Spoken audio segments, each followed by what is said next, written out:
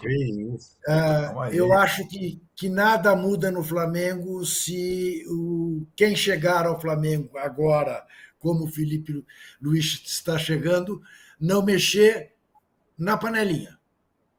Porque eu até recomendo que se veja no meu blog um texto que o André Kfouri, não sei se vocês conhecem, escreveu para o site da ESPN, mostrando que, fundamentalmente, o Jorge Jesus chegou ao Flamengo e estabeleceu no Flamengo um regime de disciplina e cobrou que deu o resultado que deu. Além, evidentemente, de pegar quase essa geração de jogadores, né, ou alguns deles, 5 anos atrás, né, que faz grande diferença.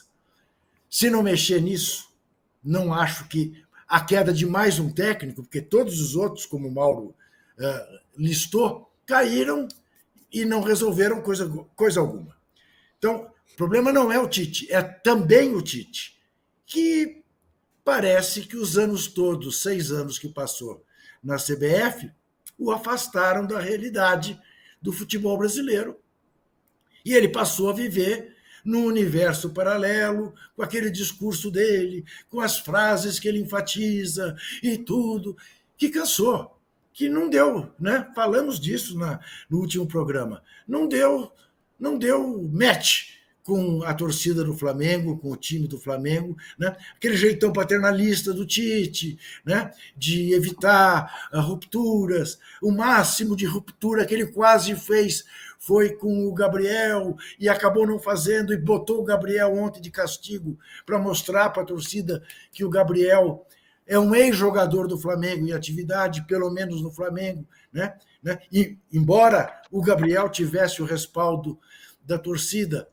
Enfim, agora, é aquilo, né?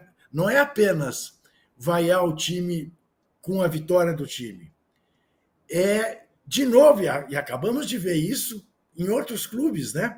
Cruzeiro fez o mesmo, Atlético Paranaense, times que estavam classificados para decisões, demitindo o técnico na véspera da decisão. É aquela aposta de que vai dar um choque, né? Pelo menos psicológico, e o time vai reagir. Vai reagir? Quarta-feira veremos no primeiro do que pode ser o único jogo das semifinais entre Corinthians e Flamengo na Copa do Brasil, né? Porque só resta ao presidente do Corinthians agora não botar o Corinthians em campo para o segundo jogo e para o enfrentamento. Mas vamos falar disso depois, eu sei. Sim, falaremos sobre isso, sobre a treta fora de campo, sobre a mudança do horário, da data dos Jogos da Copa do Brasil. Arnaldo Ribeiro, um fiasco do Flamengo no comando, com o Tite no comando, Caio Tite. Caio Tite, eu acho que o Trajano citou uma sentença inevitável para um treinador quando ele é hostilizado no próprio estádio, pela própria torcida, xingado de burro, xingado de outros nomes, aí acabou. Não tem. A arquibancada é sagrada, levando em consideração que na quarta-feira que vem, no mesmo estádio, o Flamengo joga uma decisão. Né? Então, essa situação, se você transportasse para a quarta que vem, ainda com as ligações históricas do Tite com o Corinthians e tal, você chega no inevitável. Né? Acho também que, aí só pegando um gancho do que o Mauro falou sobre a declaração do Tite sobre o goleiro de Copas, a Copa do Brasil, que era menos importante, que era a Copa do goleiro reserva, que era a terceira Copa em importância, terceiro campeonato em importância, é a coisa mais preciosa que o Flamengo tem para fazer em 2024. Então o Flamengo tem que jogar tudo na quarta-feira que vem. Num meio de confusões e discussões de bastidores, o Flamengo joga a primeira em casa e joga a segunda em Itaquera lá na frente, lá depois da data FIFA e tudo mais. Tironi, assim, a gente tinha dúvida sobre o Tite na sua volta ao trabalho do dia a dia de clubes. E à medida que passou o tempo, os campeonatos, né, chegando a 1 ano de trabalho, de fato foi decepcionante. Né? Eu acho que ele e a comissão dele, né, tiveram muitas dificuldades. Eu acho que o Flamengo não foi espetacular em nenhum momento nesse período e nem eficaz. E teve problemas que ele não tinha. Problemas físicos, não só lesões, mas problemas físicos de preparo e tal. E a comissão técnica do Tite não entendeu, não conseguiu trabalhar, mesmo com pré-temporada e tudo mais. As comparações, a gente falava isso na sexta-feira, com não só ex-técnicos do Flamengo, mas com técnicos da atualidade, com menos trabalho, fizeram muita diferença, muito contraste. E o Flamengo vai mais uma vez nessa troca insana de treinadores, quando a gente achava, eu pelo menos achava, que um técnico com um ano de trabalho, completar um trabalho, era o que o Flamengo precisava para entrar nos eixos, parar de trocar tanto. Mas não foi possível. Foi um ano, mas não foi uma temporada inteira, né, Tino? Não chegou a completar a temporada. A temporada não acabou para o Flamengo. Além da eleição, tem a Copa do Brasil, que é muito importante. É o Corinthians e, se passar, é Vasco e Atlético Mineiro, né? Então, o Flamengo tem um título a disputar. Chances remotíssimas no Brasileiro, mas na Copa do Brasil vai começar agora a brincadeira, né? E o jogo da quarta-feira, ele vai mostrar... Eu só não acho, Mauro e companheiros, que um técnico interino... E o André escreveu sobre isso também, né, Juca, no texto, como o Jorge Jesus fez. Jorge Jesus enquadrou o Diego, que era o capitão do time, na primeira semana, né? Depois colocou o Diego na reserva. Mas isso era um meio de uma temporada. Faltam 12 jogos, ou 13, ou 14 no máximo, para acabar a temporada. E o Felipe Luiz, ele não vai romper com todo mundo, não é possível. O que ele pode fazer é conseguir minimamente emendar uma transição até o final do ano como interino, mas ele não vai romper com ninguém, nem com ex-parça, com ex-amigo. Não é possível, isso não é factível. Mas ele pode costurar formações melhores, estratégias melhores, com o respaldo que ele tem diante do torcedor e também diante do próprio grupo. Mas ruptura, não espere ruptura nesse momento da temporada, não haverá. Ô Danilo, o Flamengo é uma potência, é a maior torcida do país. Hoje arrecada muito mais do que qualquer um. Quando você olha o cenário hoje, nunca aconteceu isso na história do futebol brasileiro. Um clube tão destacado do ponto de vista financeiro de todos os outros. Porém, em campo, o Flamengo dá a impressão de ganhar muito menos do que deveria ganhar. O fato é esse. Eu acho que passa muito pelo que a gente falou na sexta-feira de falta de projeto esportivo, né? E essa passagem do Tite, para mim, ela resume bem o que é a diretoria do Flamengo comandando o seu futebol. Quando você contrata o Tite, você sabe que é um treinador que preza pelo equilíbrio, que não vai buscar show, que se ganhar de 1-0 tá ótimo e que tem ali alguns pilares dos trabalhos que ele teve recentemente na seleção e até antes, que eram trabalhos que, na teoria, eles não combinavam com o que a torcida do Flamengo gosta. Mas o Tite era o nome do momento, era o nome que estava ali, tinha acabado de sair da seleção brasileira, tinha tido, antes de entrar na seleção brasileira, um ótimo trabalho com o Corinthians, então era o nome do momento e é o nome mais óbvio. Mas quando a gente olhava o projeto Tite e o projeto Flamengo, eles não davam match desde então, mas a gente esperava um trabalho minimamente melhor. Eu acho que o Tite decepcionou. É um time que ele não conseguiu em nenhum momento, ou em poucos momentos, um time com uma segurança defensiva, que normalmente é a marca do trabalho dele. Em alguns jogos a gente via um time organizado, mas nessa reta final agora a gente via algumas escolhas bem questionáveis, o time jogando meio sem muita vontade, desorganizado, com peças em lugares estranhos. Claro que no meio disso tudo tem a queda de produção de jogadores importantes como o próprio Arrascaeta, como o próprio De La Cruz, mas o trabalho do Tite, de uma forma geral, decepciona. E aí, para finalizar a passagem do Tite e para resumir como o Flamengo trabalha o seu futebol, é a chegada do Felipe Luiz. Como disse o Mauro, é um tiro no escuro. Por que o Felipe Luiz está sendo contratado? Qual é o parâmetro para você colocar o Felipe Luiz subindo da categoria de base para assumir um time na semifinal da Copa do Brasil? É totalmente um tiro no escuro. Não dá para saber. Não estou dizendo aqui que vai dar errado, mas não há uma teoria por trás dessa chegada do Felipe Luiz. Não, vamos ver o que vai dar. É basicamente isso, e é basicamente isso que o Landim faz desde que chegou no Flamengo. São 11 treinadores, é muito treinador, e eu tenho certeza absoluta que essa mudança em cima da hora, além de, lógico, tentar o título da Copa do Brasil, tem um pouco de resposta por conta das eleições, que o Mauro sempre fala por aqui. A gente sabe que isso influenciou com certeza a decisão no Flamengo. O Zé Teles aqui fala... O Juca não deu, né, o número, ele falou 7.500, que já estava... 7.500. Era objetivo? Eu achei que já estávamos com 7.500. Não, estamos chegando em 7 mil. O Zé Teles aqui fala, com o Felipe Luiz, o Flamengo tenta reviver a experiência Paulo César Carpegiani, que deu certo outrora. Sim, né? Ele se aposentou, virou treinador, o Flamengo ganhou muita coisa com ele no comando do Flamengo como treinador. Vamos procurar. Só uma coisa para botar na mesa. Tudo isso resumido permite que a gente diga que só há um clube hoje no Brasil que tem um planejamento para o seu futebol, e esse clube é o Palmeiras? Fortaleza. Acho que o Fortaleza também tem. Fortaleza também tem. Sem dúvida, Fortaleza também. Sem dúvida. Sim, em outro tamanho, mas sim.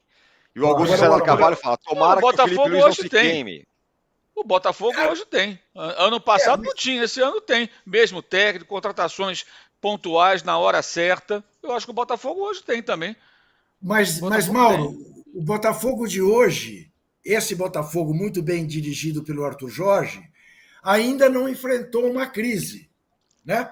O que a gente vê em matéria de coerência... Não deu tempo, né? A gente vê em matéria de coerência isso, é o Fortaleza. Está indo mal, está na zona do rebaixamento, mantém o Vojvoda. É o Palmeiras, eliminado aqui, eliminado acolá, mantém as coisas como estavam previstas. E o resultado está aí. Dos 3 primeiros, 2 são Palmeiras e Fortaleza. Mas ambos têm técnicos que já se firmaram, já conquistaram títulos, já deram resultado. Se o cara não consegue esse objetivo inicial, roda. Normalmente essa roda.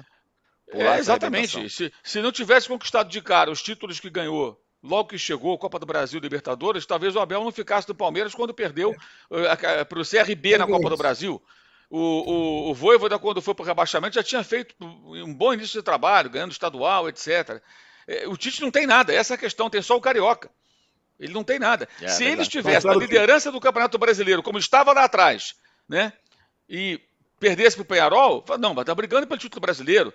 O problema é esse, quer dizer, ele compôs de novo, ele compôs com a diretoria do Corinthians, ele compôs com a cartolagem da CBF, ele compôs com os cartolas do Flamengo. A decisão de priorizar, na prática, o mata-mata em detrimento dos pontos corridos do brasileiro é do Flamengo. Tanto que os dirigentes falam, não, jogamos em todas as frentes. E ele tinha tamanho, Juca, para falar assim, não, peraí, o campeonato, em primeiro lugar, ele não fez, então ele compôs e dessa vez se deu mal. Como em outras vezes também se deu mal quando compôs. Mas a prova de que não há um planejamento, Mauro, é que o Dorival Júnior ganhou 2 taças e nem por isso continuou. Nunca houve.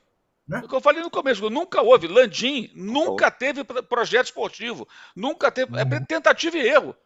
O tempo todo tentativa e erro. E o final agora vai ser com o Felipe Luiz, tentativa e erro, ou acerto. É isso, é só o que eles fazem. É absurdo. Uma vez eu questionei. Tem tempo isso. Presidente, numa entrevista, quando o Flamengo terá um bom projeto esportivo? Ele reagiu, não, o Flamengo tem um projeto esportivo. Tá bom. Se ele acha que isso é projeto esportivo, sorte do torcedor que ele vai sair em dezembro. E aí reza para quem entrar, entender um pouco mais de futebol. O que eu queria falar, que é o fim de uma era. É o fim de uma era dos treinadores de futebol. O Luxemburgo já tinha sido defenestrado. O Filipão voltou à ativa e mostrou que não tinha mais condições. Agora o Tite, humano que se cuide, porque sobra ele, porque ele tem praticamente a mesma idade do Tite, 62, 63. É o fim de uma era dos velhos treinadores do futebol brasileiro. O Tite eu ainda acho que vai ter mais uma chance, viu? Acho que vai ter ainda. Não vai ficar muito tempo no mercado ainda, não. Mas o Danilo pode ser igual o Filipão. Vamos dar mais uma chance. O Filipão teve mais 2 chances.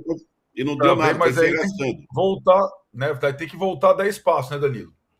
Ou ele vai pro Corinthians. Puxe minha orelha. Fala. Fui modesto na meta dos likes. Já estamos com 8 mil. Vamos para 10 mil, então. Vamos para 10 mil. Mas vai ter que dar um passo atrás, com certeza, Arnaldo. Mas acho que o que eu quero dizer assim, não vai ficar no mercado muito tempo. Qualquer um que demitir agora vai pensar no Tite como opção. O Tite ainda assim, ainda com um trabalho ruim que foi no Flamengo. Será que ele vai continuar a carreira como técnico de clube? Qualquer clube? Isso. Ele escolheu pode ser, o melhor, né, para trabalhar. Não sei, pode ir para uma seleção, sei lá. Ô, Juca, a demissão do Tite, chega o Felipe Luiz para encarar o Corinthians quarta-feira na Copa do Brasil. O Corinthians perdeu o clássico ontem para o São Paulo. E tem um outro assunto sobre esse jogo, né, na mesa, que é a mudança da data do jogo, que os corintianos estão reclamando, falando que é um absurdo mudar os jogos, e claro que os rubro-negros estão falando que está certo. Afinal, a CBF desfalca todo mundo, inventa essa história de data FIFA, e data FIFA não, de que não está atrapalhando a data FIFA, mas no fim das contas está. E aí? Casa que não tem pão, todo mundo briga, ninguém tem razão, né? Vamos lá. Primeiro, há uma data definida, era conhecida a data FIFA, estava tudo estabelecido, a CBF não pode mexer nisso sem o acordo entre os 4 envolvidos. Não pode. Isso é um ponto. Segundo ponto, do ponto de vista esportivo, obviamente, o ideal é que os 4 possam jogar com o que tem de melhor. E aí é justo, é compreensível, é até obrigatório que aqueles que se sentem prejudicados pela data, casos do Flamengo e do Galo, tentem mudá-la. Precisariam ter o aval de Corinthians e de Vasco, que não estão muito preocupados com isso. O Corinthians até com a justificativa de que a grande preocupação do Corinthians é o Campeonato Brasileiro.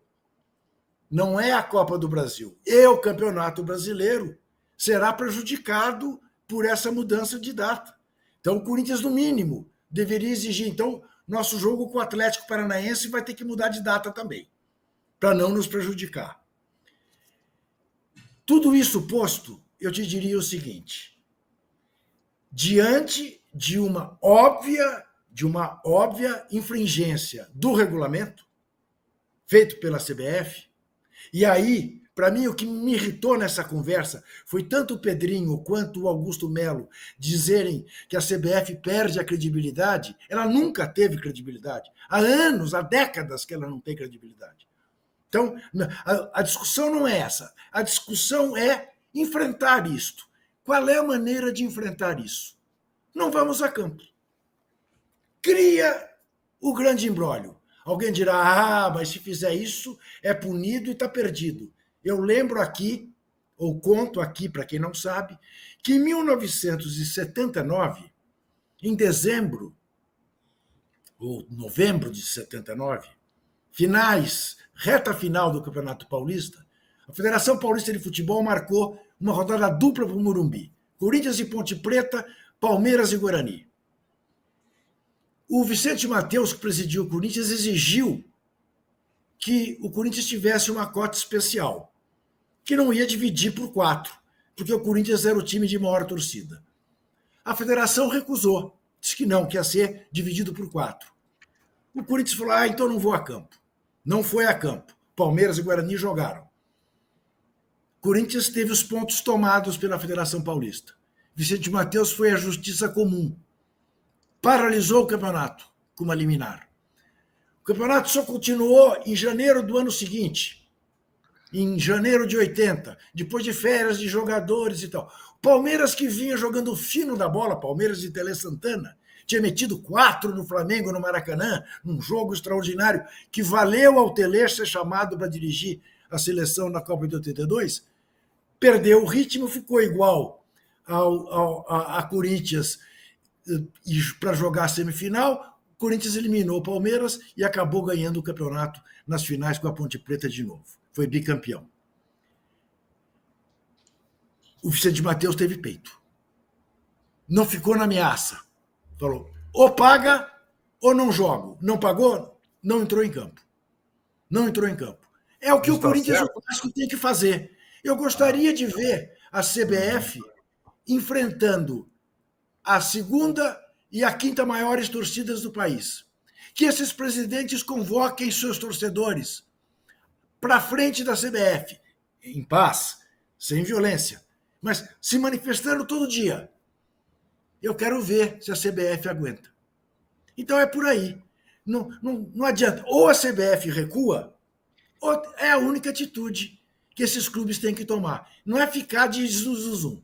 Até porque, no caso do Corinthians, ao que tudo indica, é a notícia da manhã, não pude confirmar ainda, o vice-presidente jurídico, o advogado Paulo Calhão, pediu demissão. Até agora ninguém entendeu por quê. Porque ontem ele estava tudo firme.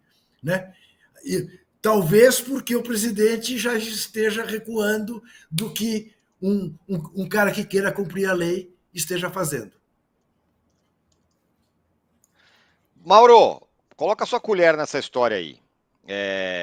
No Corinthians querendo